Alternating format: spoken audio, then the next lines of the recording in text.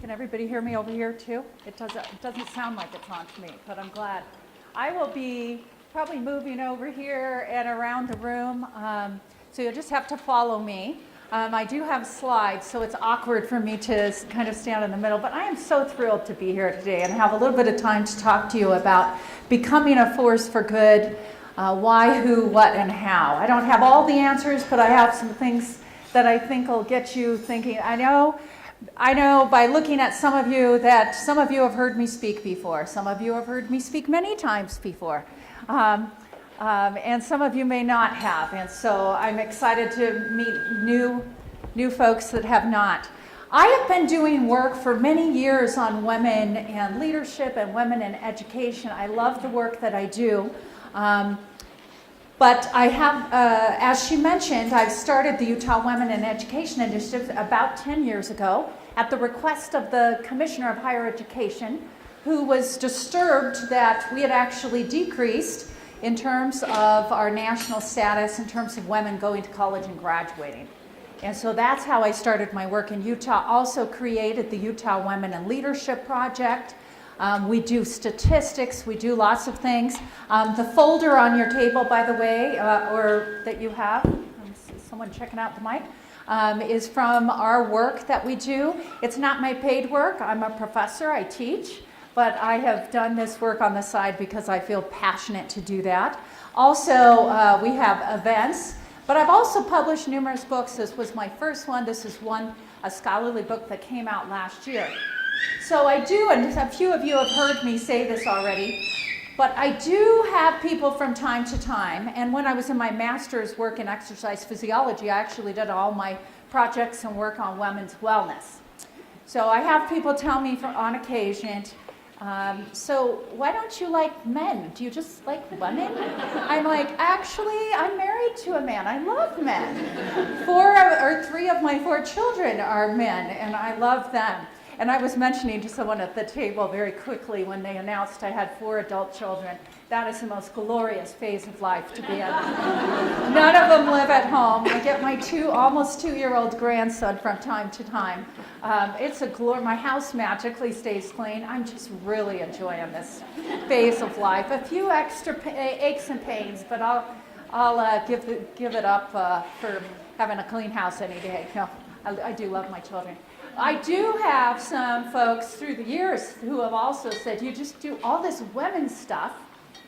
You know, maybe you were raised with a bunch of sisters. So I thought I would show you a picture of myself. I do, and actually this was about 5 years ago. My daughter just got married a couple of weeks ago, 2 weeks ago, and I have a lineup, but I haven't gotten it from the photographer, so I have a new one. I think I look even better in that, so I'm going to switch it out. But I do love my brothers, but I was raised with just brothers, and so I do love men, but I feel absolutely called by God to do what I do.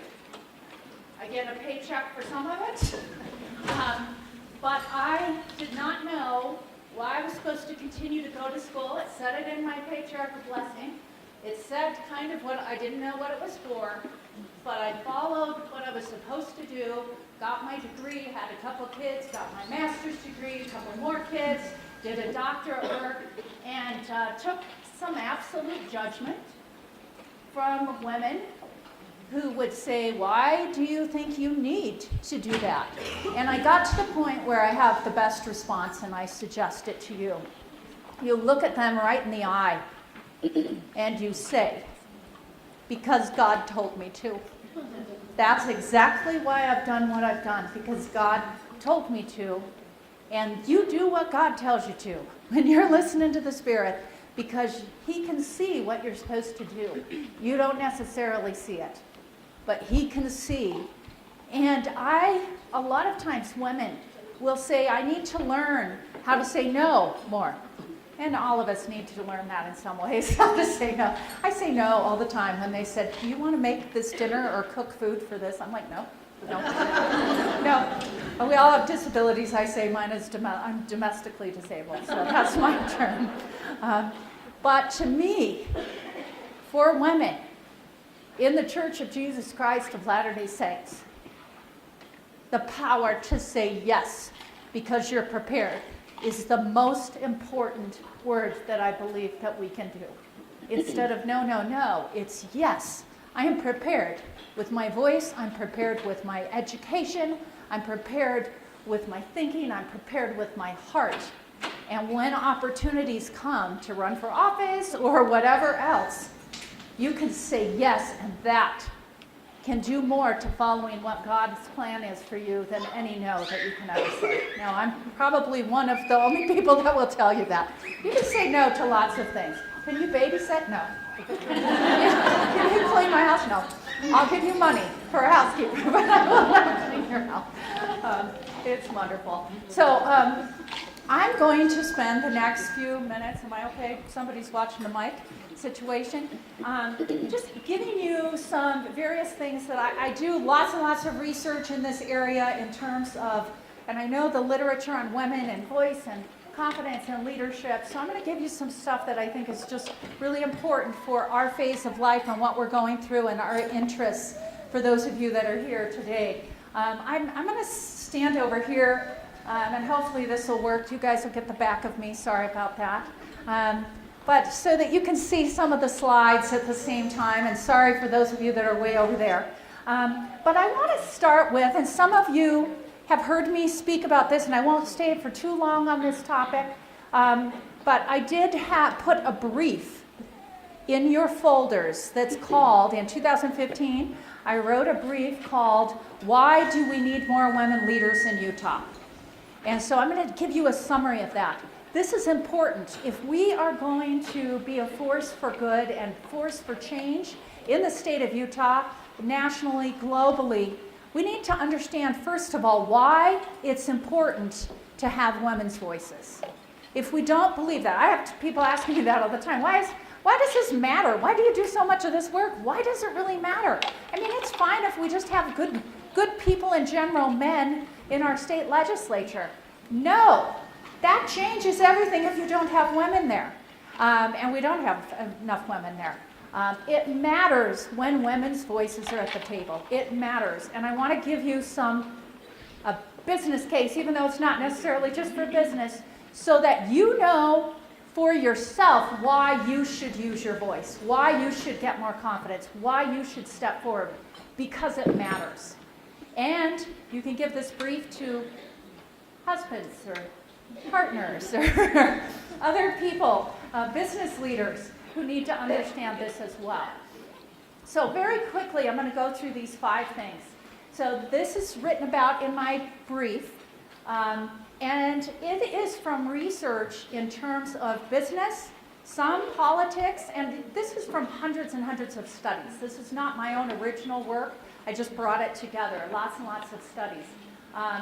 And so some in the nonprofit world, lots of different things. So what the research has found, though, if you look at this first one, to improve financial performance, actually when women's voices are on boards of directors, on boards, in leadership teams, the research has said that actually the results, and this is not just women, it's when women work with men, all right? So if it's a bunch of women and no men, you don't have as many benefits. It's the combination. So actually, when there's women in key positions, you have better financial results, increased profitability. Each of these are from various studies. Higher operating results, better economic growth. You can see the various things. Strike better deals, make less risky bids. You can see better corporate governance. I'm not going to stay with this screen too much, but what we know is when women are on boards in these groups, that companies and organizations, our state legislature, our state as a whole benefit in these ways. So 2, to strengthen organizational climate. Actually, many studies, and we're talking in the thousands of studies now that have found the benefits when women's voices are in various places. That when, to strengthen organizational climate, that when women are in key positions, there's decreased turnover intentions, higher employee satisfaction, more women hired, smaller wage gap, Increased employee engagement. Down in the bottom one, higher customer satisfaction. The second one, I really appreciate this one. I'd like the lights on still, whoever turned them on. Yeah, I know it's harder to see, but I like to see you guys, so I'll be done with the words pretty soon. So we do know from all the research, I mean, gender research is very clear in terms of ethics, that men in general embezzle more often. They're just, we know that. Women or men just embezzle more often, but a fairly recent study said that when women do embezzle, they take less money, though.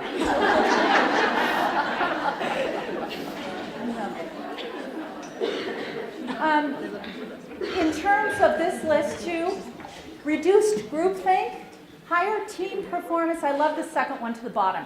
More considerate team members when you have women. And that makes a difference. It really makes a difference. The third area, to leverage talent. You can see this whole list, but I really love this second one. Women in general seek win-win solutions more than men. I'm not saying, men are bad. I mean, we're raised to do that.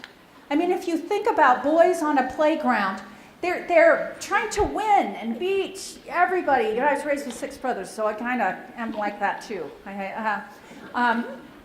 But, sometimes at the playground, they will have blood because they'll punch each other out, and then 5 minutes later, they're friends.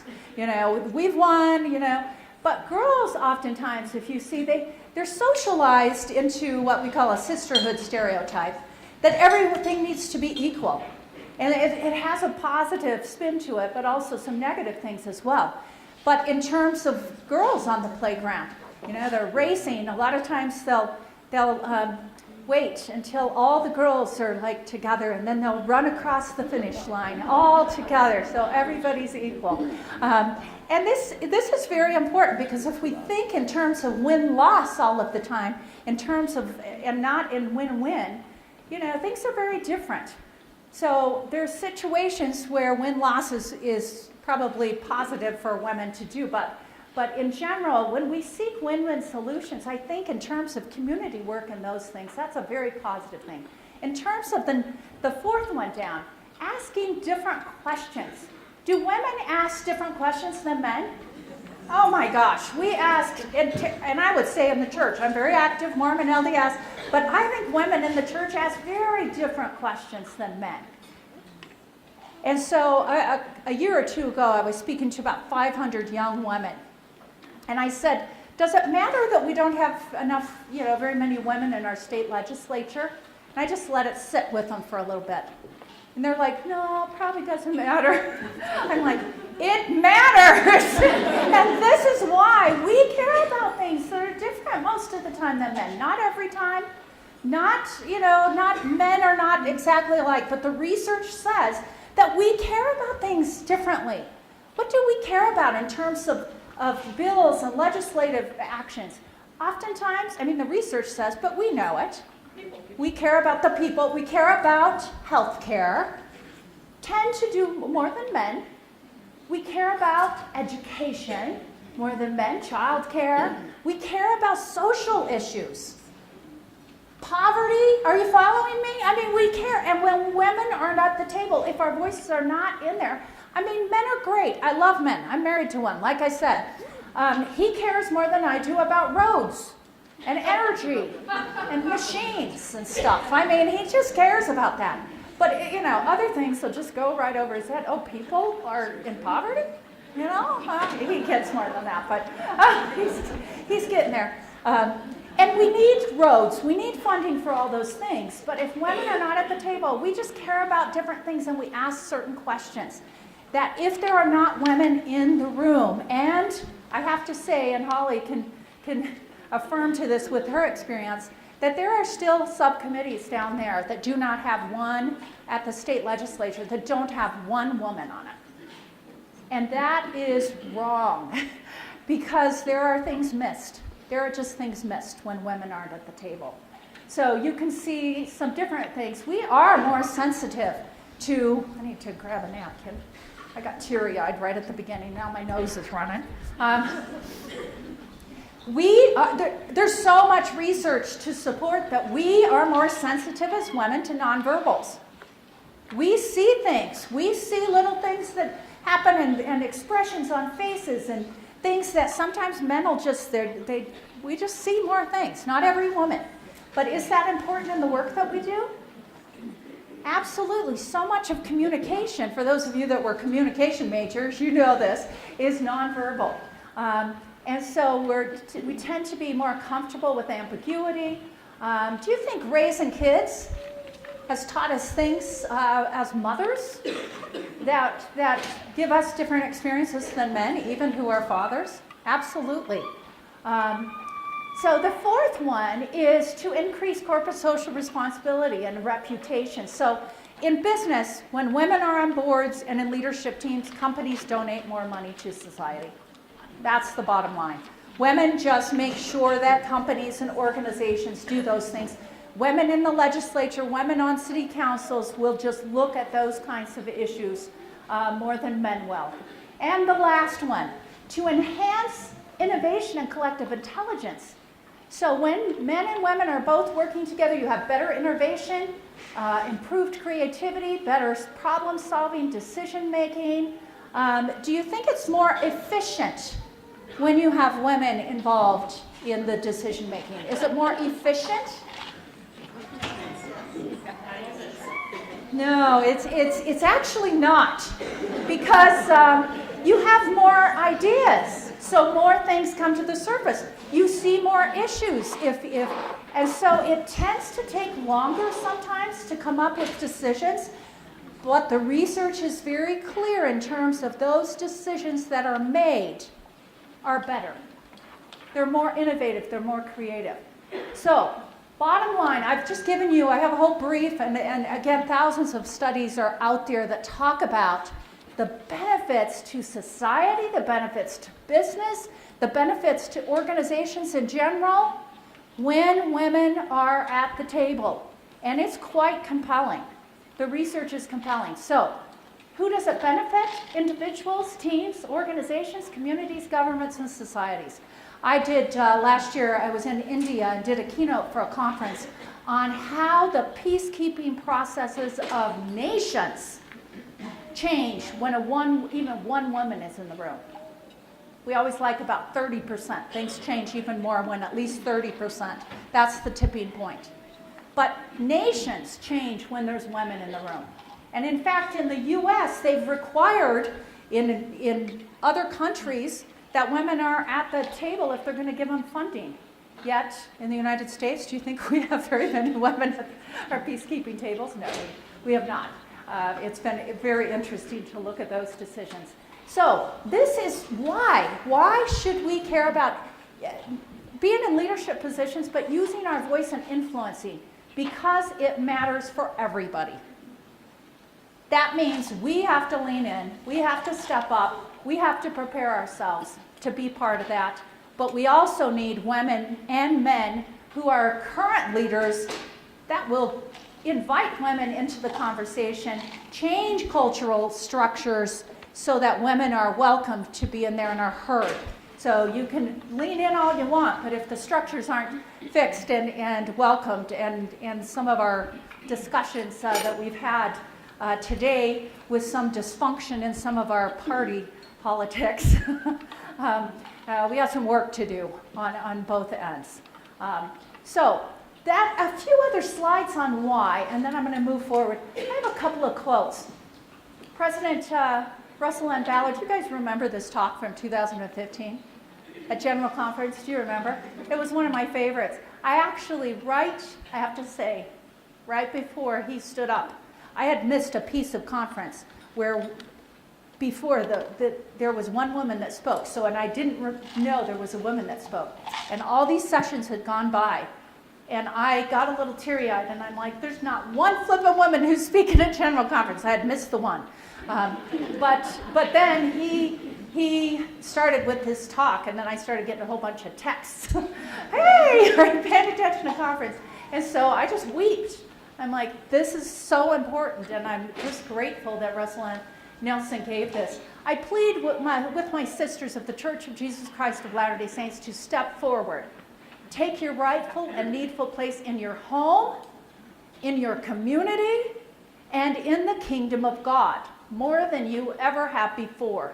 I plead with you to fulfill President Kimball's prophecy, and as one of his apostles, I bless you, dear sisters, to rise to your full stature, to fulfill the measure of your creation as we walk arm in arm in this sacred work. That's pretty clear. In your home, in your community, and in the kingdom of God. President Gordon B. Hinckley, I have often thought if great numbers of women of all nations were to unite and lift their voices in the cause of peace, there would develop a worldwide will for peace, which could save our civilization and avoid untold suffering, misery, plague, starvation, and the death of millions. That was at 1985. That's clear. If great numbers of women of all nations, including women of the Church of Jesus Christ. So another why. Because there are biases around us. In Utah, do you think there's biases in Utah? Oh, in the church, outside of the church, everything around us is biased. It makes a difference, though. These biases, most of them unconscious today, are critical for us to understand so that we can understand why it's so important for us to be in the conversations.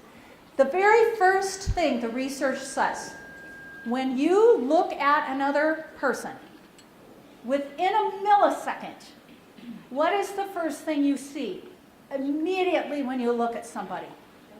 Yep, it's gender. And if you can't tell if it's a man or a woman, it really doesn't settle well. You start looking at earrings, then you go to the boobs, then you're like, it throws you off. You have to know the gender. So sometimes people say we take gender out of things. You can't. It's who we are. But that causes trouble sometimes. And so oftentimes, unconsciously, women are left out of things. If we understand some of the biases, we can actually push ourselves forward and make sure we create opportunities for ourselves and others. What do you think the next one is? In a millisecond. Yeah, race, unless it's white to white. And then what do you think the third is? Age. Yeah, somebody either knows that or has heard me speak before. And then other things as well. So it's important because the biases are around us. That makes us even more important. Sorry, I'm ignoring you guys. I'll turn over here for a minute. It's more important because of understanding these biases that we bring ourselves to the table and make sure that we really offer what women can offer in so many different ways. And the last slide of this section that I wanted to give you is, and you're going to smile at this, I use this when I do LDS stake firesides. You're LDS, I didn't need to say that, but usually I need to, or ward firesides, that in terms of this bias, these biases, we also have these in the church. And we have it for ourselves. We make judgments about ourselves and others. And so my question to you is, what does the good or ideal Mormon woman look like? Now, we have biases, and I will tell you that in your mind, you have something that has come to you that quick. And that it's from how you were raised. It's from, you just have things. And we judge ourselves sometimes based on this. And do we judge ourselves kindly sometimes? Sometimes. But very harshly. So in my mind, I put down. So married. So if we have that if we see a Mormon woman, the ideal Mormon woman is married, does that make us think a certain way? Yeah, it really does. And then we have a lot of single women that come and don't feel part because a lot of us judge ourselves and others based on that. Kids.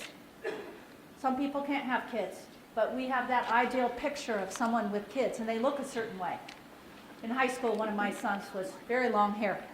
He broke all the rules. He still wore a white shirt to church, but very long hair. Full-time homemaker, is that what we judge ourselves or judge other people with? A minivan, they drive a minivan. That's changing a little bit. Cooks and does crafts with a smile. All kids are active and faithful. If that's in our minds, do we beat up ourselves a little bit if we don't fit that or other people? Drops everything when it's needed. You love the second to last one. Loves working in nursery. About 5 years ago, someone asked me to sub in nursery. My husband was like, "Are you really going to do it?" And I went in, and then he checked me about 20 minutes, and I already had a headache, and just all the noise. And he's like, "Let's tag out, hon. You go back to Sunday school. I'll finish the nursery for you."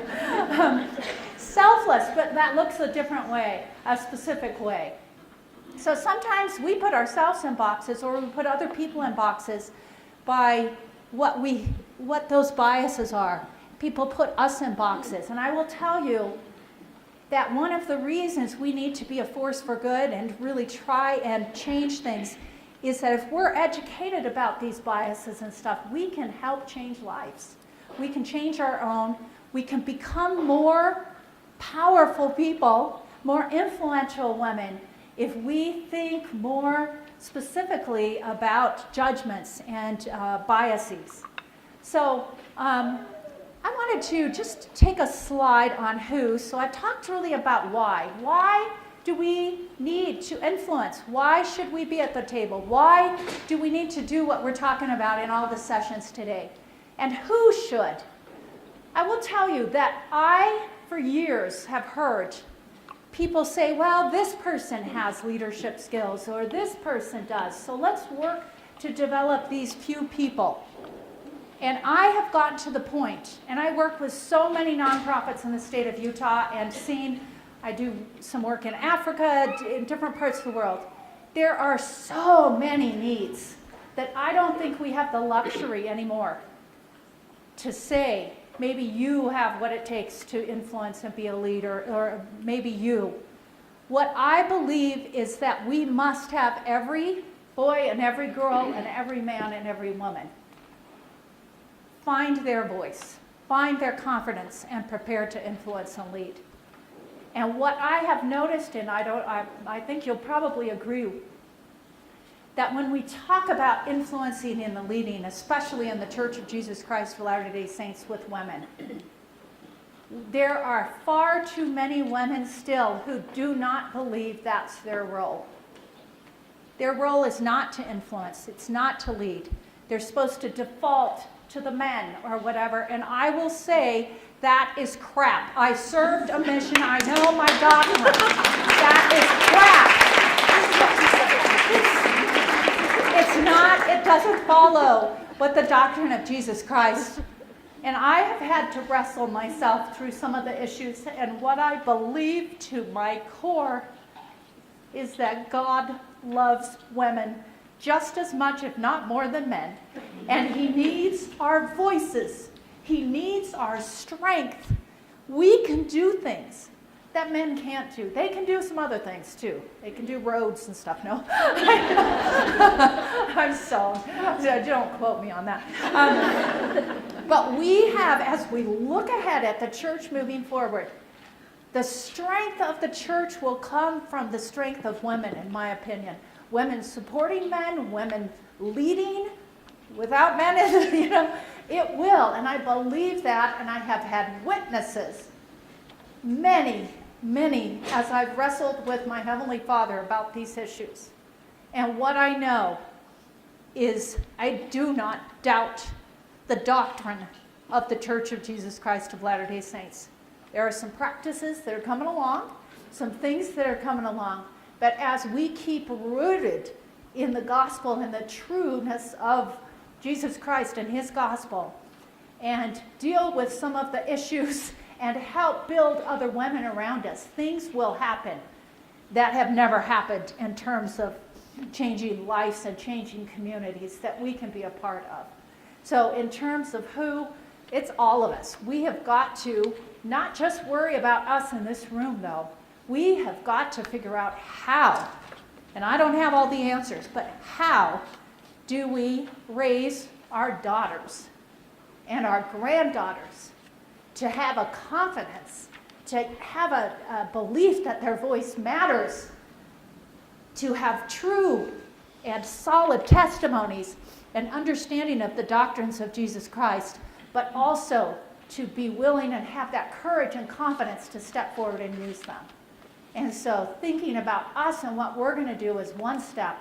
But if we don't start in that new, I'm on a soapbox, sorry about that, I got to keep moving.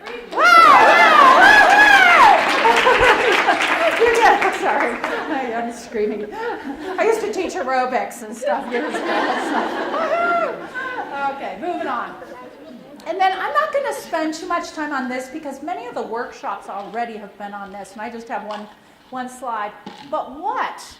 So if we want to become more women of influence and really a force for good, what can we do? And again, I'm not going to get into the specifics because all the workshops today are kind of about that. But what I want you to just think about is, first of all, and you've heard this in workshops, where is your passion in your heart and your head? What do you care about? And whether it's in the community or on college campuses or in your home or in your workplaces, in your schools, there are so many important issues that we need to pick what, and I would say, for me, I make it a matter of prayer, a lot of prayer. What am I made to do? What has my mind, and isn't it interesting how all of our minds are so different?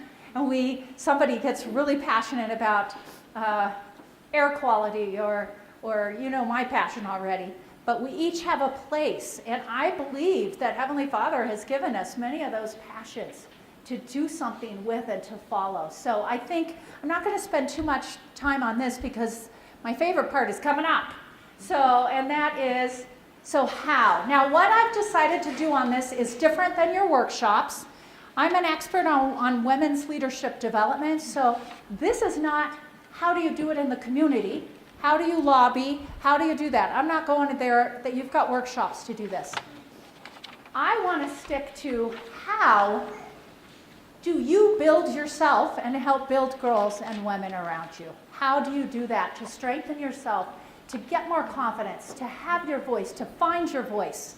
How do you do that? And so I'm just going to make some comments about some of these that come right out of the research. First one.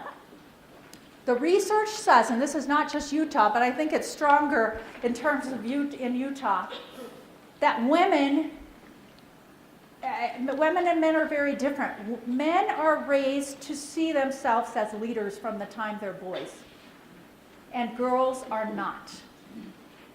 And so unconsciously, when I put the word to my students out, leader, what do they yell out? Man, white, tall. That's what they see when you see that word. Girls are not raised, and women in general do not have a leadership identity. If you do not identify yourself as an influential woman, as someone who leads, and you in this room are going to have that more than most women in this church, you won't do the things that you need to do to put yourself in the position of actually influencing. So you need to work, and I still do too, even though I have a big mouth and talk a lot, to see myself as a leader who can influence. And if you still have that self-doubt, maybe I'm not good enough, maybe I'm not educated, do you hear these words sometimes? Maybe I'm too young, maybe I'm whatever. That means your identity is not set in terms of leadership. So you need to work on that. You need to see yourself in the roles that I would say God already sees you in. Those roles that He needs your voice in.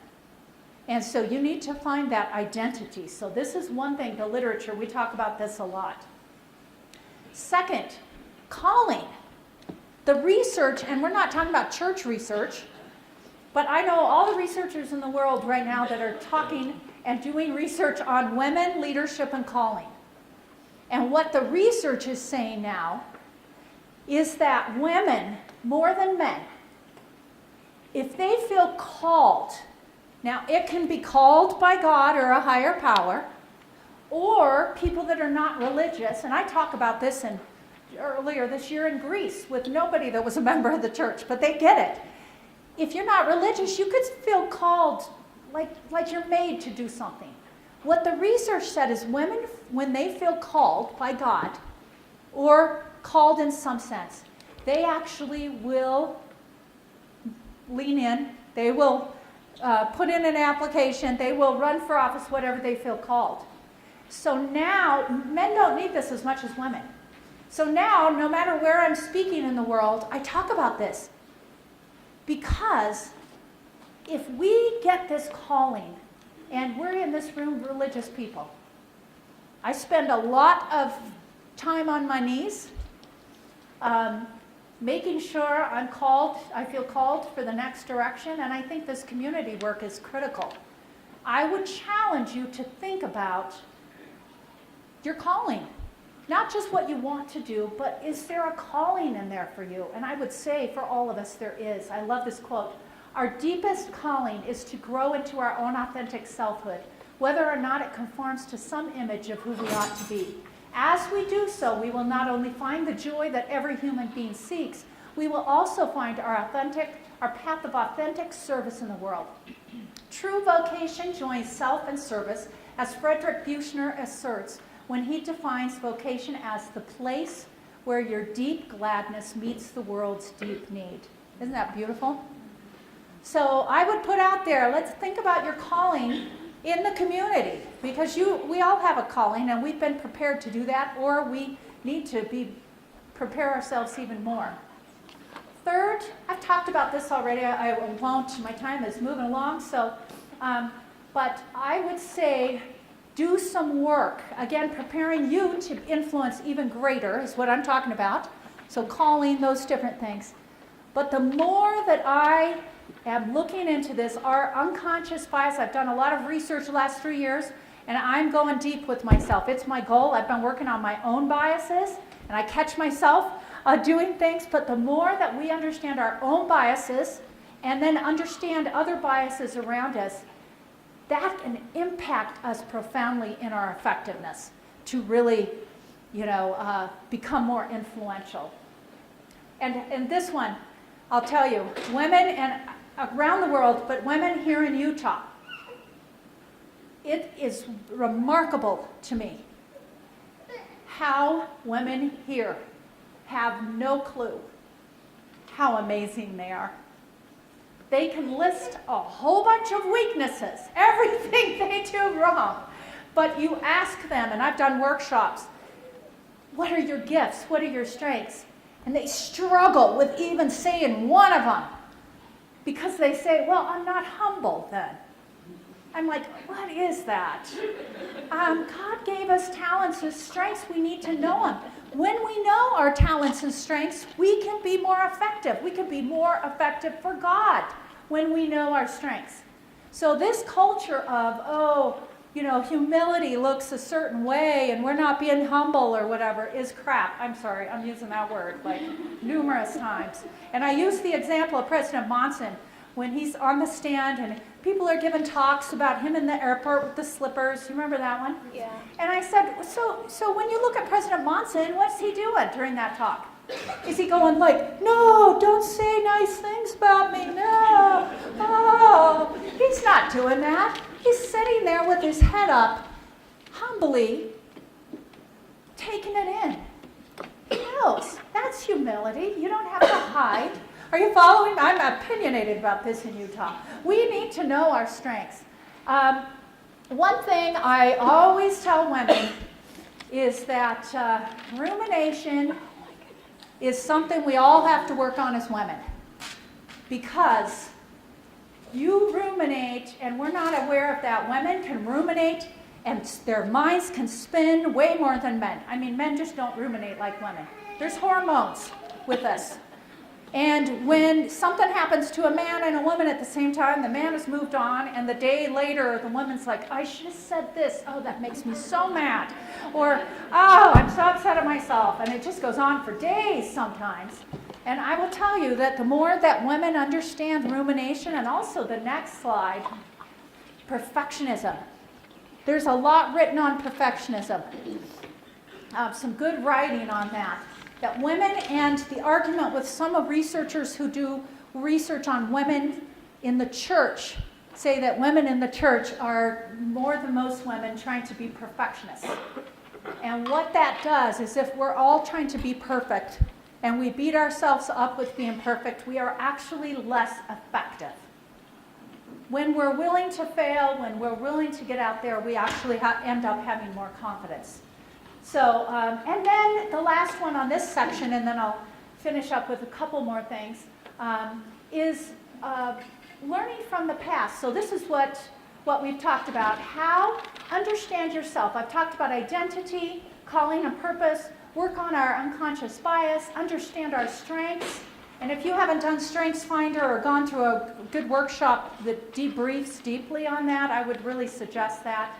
Understanding yourself, understand rumination, perfectionism. I have whole books written about learning from the past on why you are what you are. You know, thinking back through your childhood and your parents and how you were raised, there's some powerfulness that can come with that. That second bullet, what has happened in the past can enable you to make things happen now. So you can become the master of your own life rather than its servant. And then this last section, prepare yourself.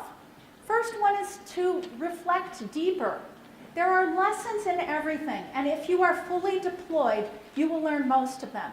Experiences aren't truly yours until you think about them, analyze them, examine them, question them, reflect on them, and finally understand them.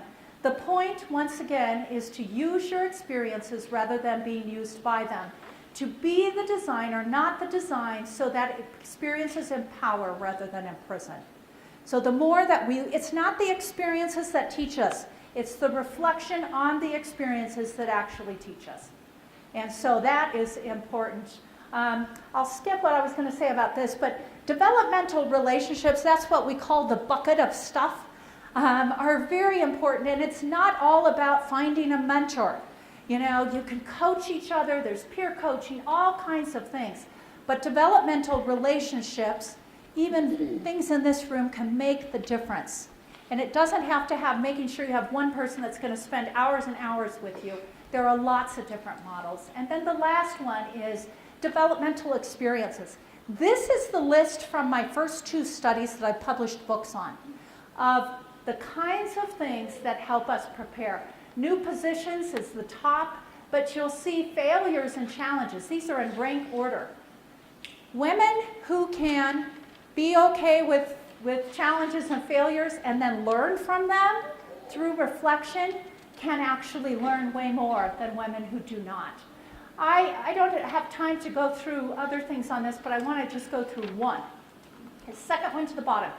What I found specifically here in Utah is women think their professional experiences and their development professionally has only to relate to developmental kind of experiences that are professional. But in general, our whole lives can teach us how to influence and lead. And I will just give you one example. And that is in all my studies, my qualitative studies, I have asked women, and I have a whole book on governors that I've interviewed and different things, motherhood. So I said, has motherhood helped you become a better leader? I have 3 flippin' slides. They went crazy. They were like, actually, I've learned more about leading and influencing from being a mother than anything else I've done in my life. Amazing. Look at all of these. And at this time, I will tell you, when I was analyzing this data, my oldest child, who is now 30 and still a pain in the butt, when he was in the womb, I was put in the hospital numerous times for internal bruising with his wildness. And I had 2 or 3 nurses say, this is a wild child, before he was even born. And he was mean. He still is. He's mean. He was hell to raise every day. I probably cried for 10 years of his life till he went off, and you know, people still to this day say it's amazing you got him without death. He leaps off mountains with parachutes. He's broken his back. He's living in Philippines now, all kinds of things. But he, through the years, I really struggled with this child. And I would say to God, why did I get him? If you wanted me to have more kids, I'm a Mormon woman, why was he first? And I will tell you that when I was doing this analysis a number of years ago, I realized for the first time in a transformational moment that this kid has been a gift. He has taught me more lessons and refined my soul more than anything else God would have given me. I learned how to pick battles in high school, long hair, but no drugs. This child taught me how to forgive, and I am a super good forgiver. Every morning I got up and I loved that child. He taught me so much. And so if you're looking at if you're ready to lead, and other things besides motherhood and parenthood could do this, I'm just giving you one example, that actually we as mothers and as parents and as aunts who are engaged have learned so much about influencing and leading from the experiences that we have even as mothers. That's my point. Lots of other ways as well. So lots of things to look at. And as I conclude, the whole gamut of human endeavor is now open to women. There is not anything that you cannot do if you will set your mind to it. I am grateful that women today are afforded the same opportunity to study for science and for the professions and for every other facet of human knowledge. You are as entitled as are the men to the Spirit of Christ that enlightens every man and woman who comes into the world. You can include in the dream of the woman you would like to be a picture of one qualified to serve society and make a significant contribution to the world of which she will be a part. I think that's a powerful thing. What we are told and what I know is that we as LDS women are supposed to and encouraged to use our voices, use our confidence, and to lead in whatever way we feel inspired to lead. Whether that's in the community, in our homes, in our schools, in the ways that we've talked about. And I love this quote, and you guys know this, but never doubt that a small group of thoughtful, committed citizens can change the world. Indeed, it is the only thing that ever has. And then just one quick quote. Just listen to this. I'll read it and you'll get it. There is a river flowing now very fast. It is so great and swift that there are those who will be afraid, who will try to hold on to the shore. They are being torn apart and will suffer greatly. Know that the river has its destination. The elders say that we must let go of the shore, push off into the middle of the river, and keep our heads above water. And I say, see who is there with you and celebrate. At this time in history, we are to take nothing personally, least of all of ourselves. For the moment we do, our spiritual growth and journey come to a halt. The time of the lone wolf is over. Gather yourselves. Banish the word struggle from your attitude and vocabulary. All that we do now must be done in a sacred manner and in celebration. For we are the ones we have been waiting for. So we can look around and see the dysfunction and see things happening, but we are the ones. You in this room, me in this room, we are the ones that we've been waiting for to lead and to influence. And all we need to do is figure out how and what and where. But I encourage us to do that. As I conclude, I actually played a song that I wrote. I used to write music all the time, but haven't ever since I moved to Utah for 17 years until last summer. I was running a global conference and had an event in the evening and committed myself to do an original piece, non-LDS audience, but it's called The Call. And then was going to the conference, and 2 days before I had to write the song because I'd put it off. But it's called The Call. And they had asked me to sing it to you. I'm getting over a cold, so I might have to go in the middle of it, but I'm going to sit at the piano and sing you this song about the call that I feel, and hopefully what you might. Oh, I need glasses, though. Can I get through? forgot about glasses.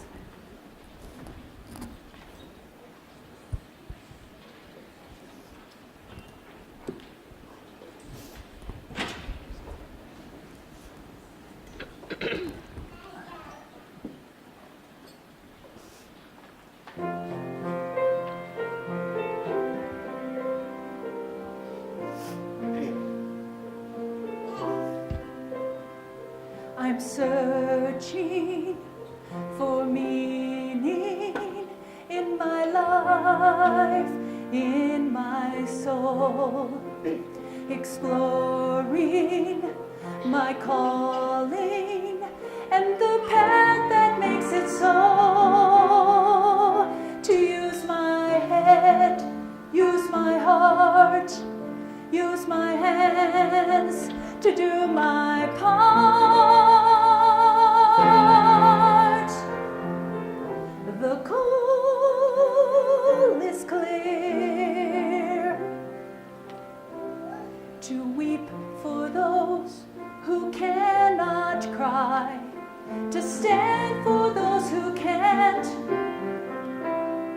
to speak for those with silent voices, bring hope to fuel their dreams. So one day they'll weep, one day they'll stand, one day they'll speak. One day they'll weep, one day they'll stand, one day they'll speak. And that's on me, and that's on you, and that's on us, and that's on me, that's on you, that's on us. Embracing this calling to serve with all my might, looking for clarity in seeking justice, truth, and right, so I can use my head, use my heart, use my hands to do my part. The call is now to weep for those who cannot cry, to stand for those who can't, to speak for those with silent voices, bring hope to fuel their dreams. So one day they'll weep, one day they'll stand, one day they'll speak. One day they'll weep, one day they'll stand, one day they'll speak. And that's on me, and that's on you, and that's on us. That's on me, that's on you, that's on us. Ooh.